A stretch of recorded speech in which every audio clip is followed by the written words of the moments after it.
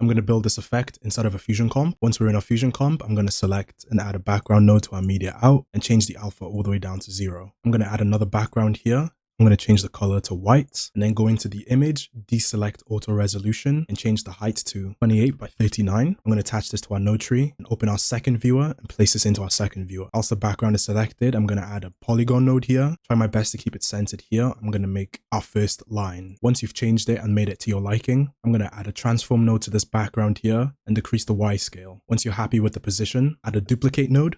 And I'm going to change my copies here to 5. And then inside of the angle here, I'm just going to rotate it to maybe something like this. And you can tell that the lines aren't quite centered. So I'm going to go to the X scale and just center it as much as possible. I think that's good. I'm also then going to decrease the Y scale a little bit more. And then with our duplicate selected, I'm going to add another transform here.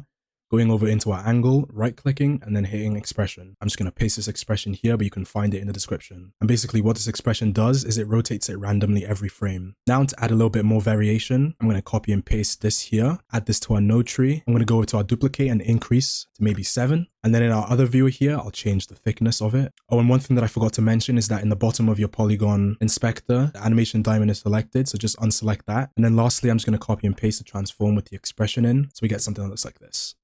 Now you can see in some frames here that the lines are cut off. A quick fix is just to add a transform and scale up the size.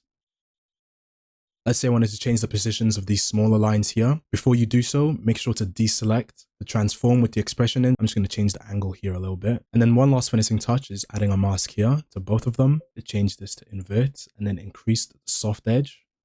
So we get a nice feathered edge. And let's say this is moving a little bit too fast for your liking. You can also add a stop motion node and then change the frame repeat to something like 2. And there you go.